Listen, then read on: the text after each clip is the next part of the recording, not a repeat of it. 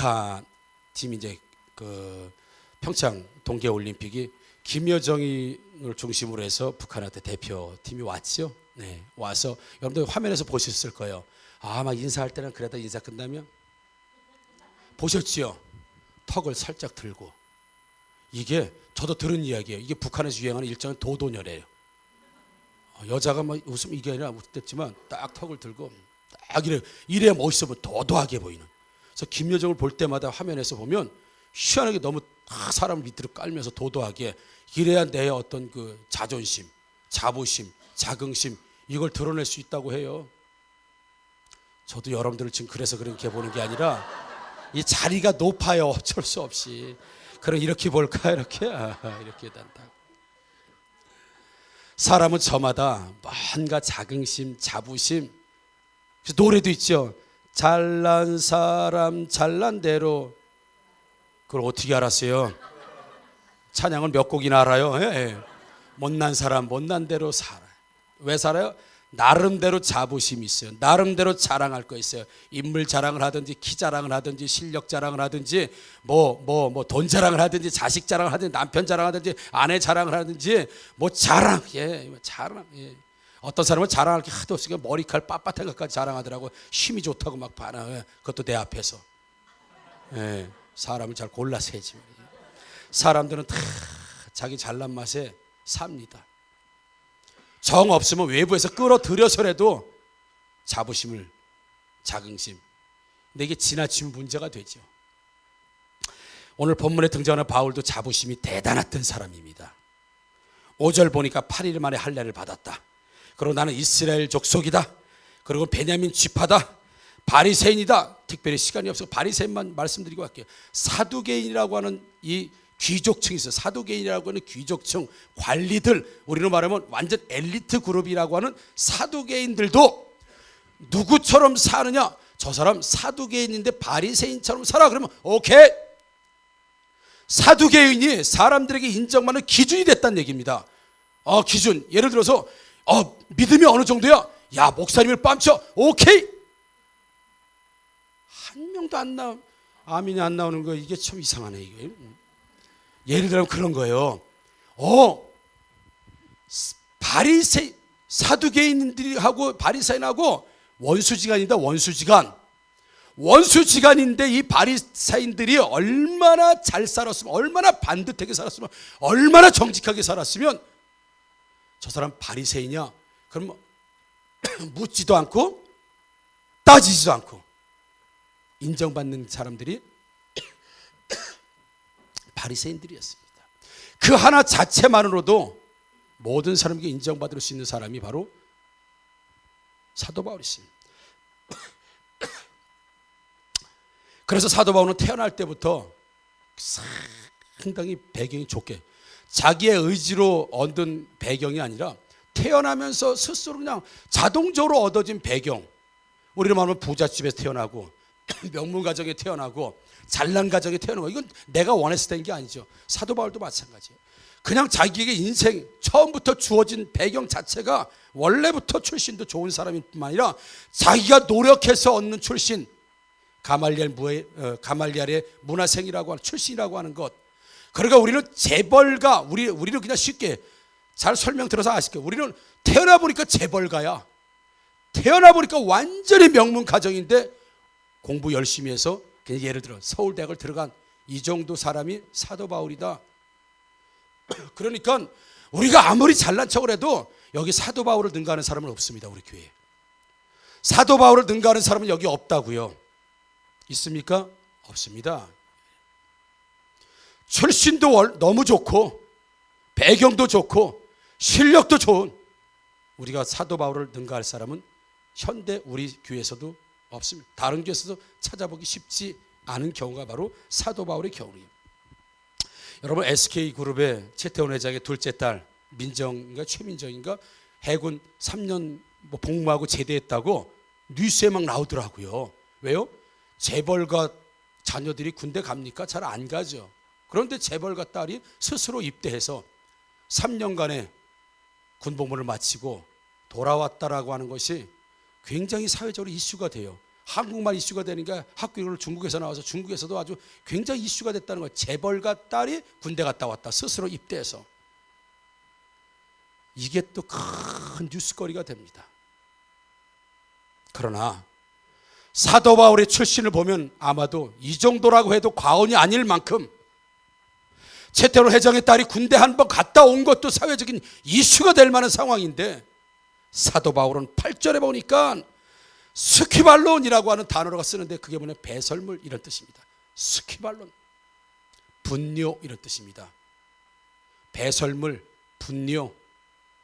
그 8절 치면서 자기가 원하지 않았던 인생의 배경과 어떤 조건과 여건, 그리고 자기가 열심히 노력해서 열심히 공부해서 최선을 다해서 세상의 가장 높은 학문과 학식과 지식과 이런 것들을 전부 다 얻었는데, 나는 예수를 만나고 나서 8절에 스키발론, 배설물처럼 다 버렸다. 근데 우리는 많은 사람들이 반대지요.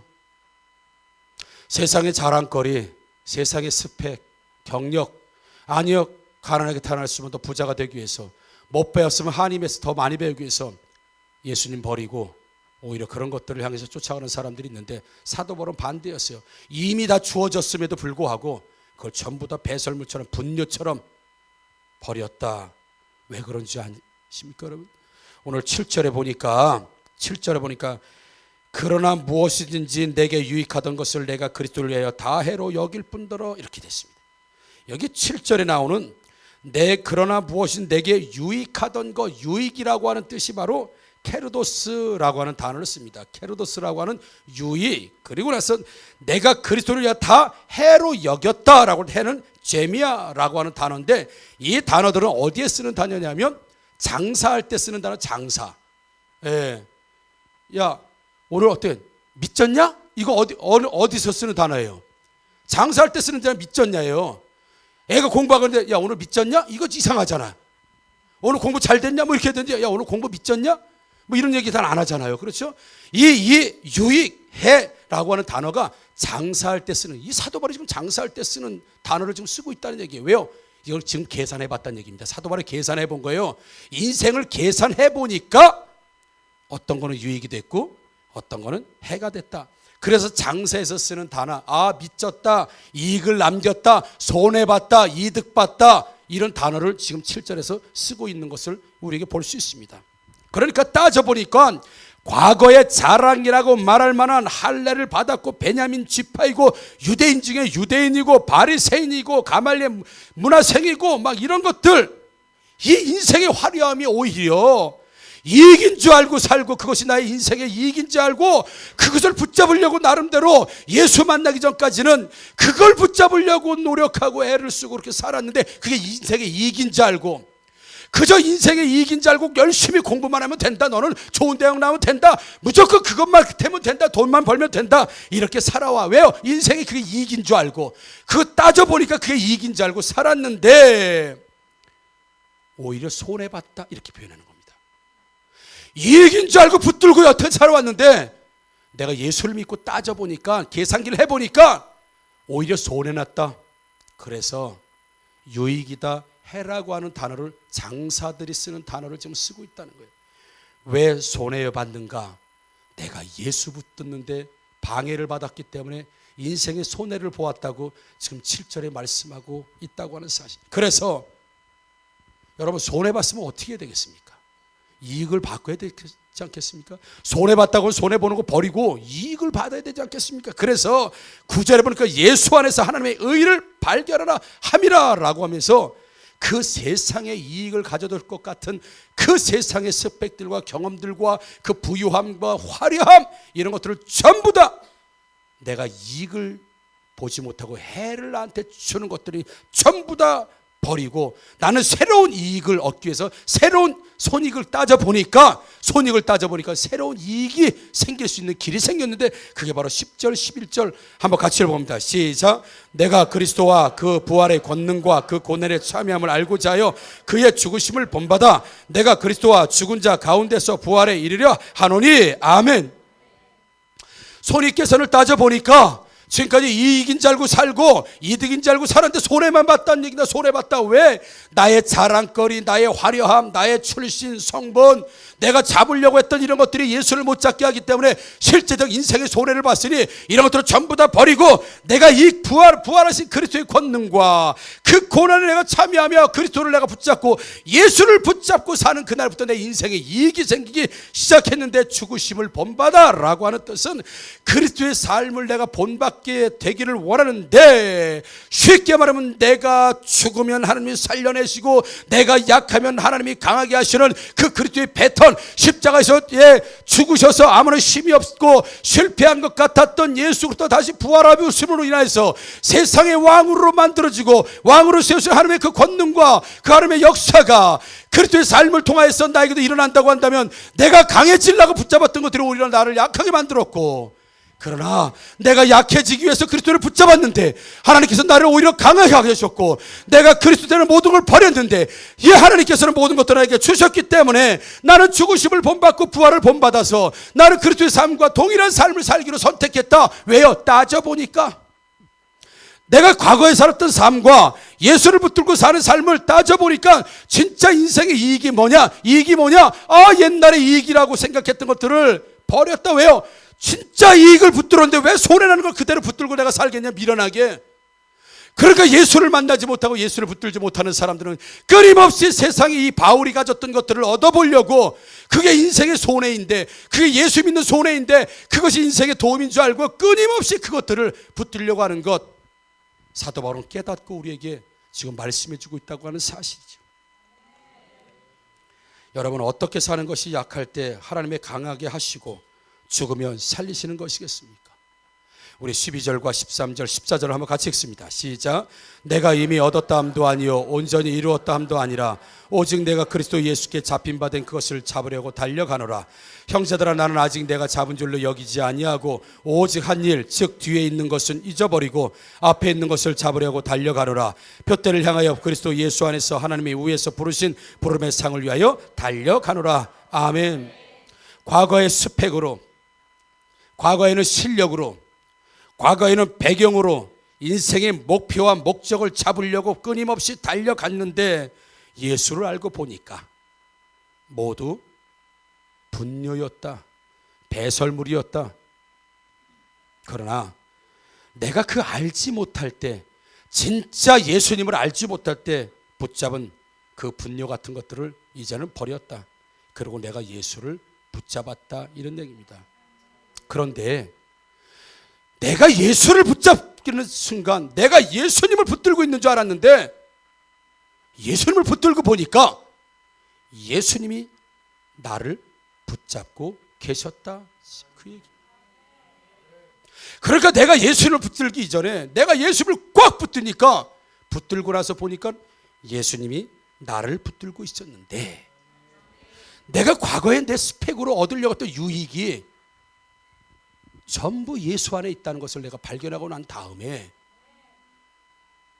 여러분, 내가 10,000원짜리를 줄 때 그저 10원짜리 인생이 진짜인 줄 알고 10원 붙들고 살았던 사람이 10,000원짜리 받는 순간 10원짜리 가차없이 버릴 수 있는 것처럼, 내가 내 경험으로, 내 스펙으로, 내 화려함으로 나 한번 최대한 성공해 보려고 붙들었던 것들을 붙들었을 때는 오히려 인생의 손해가 났는데, 내가 예수님을 붙들고 나니까 예수님이 나를 붙들고 계셨고, 내가 붙든 예수님 안에 내가 그토록 원했던 인생의 성공과 인생의 축복과 인생의 참된 의미가 예수님 안에 전부 다 있는 걸 발견하고 나서부터는 과거에 내가 붙들려고 했던 걸 보니까 전부 똥처럼 여겨지니까 그냥 가차없이 버려버렸다.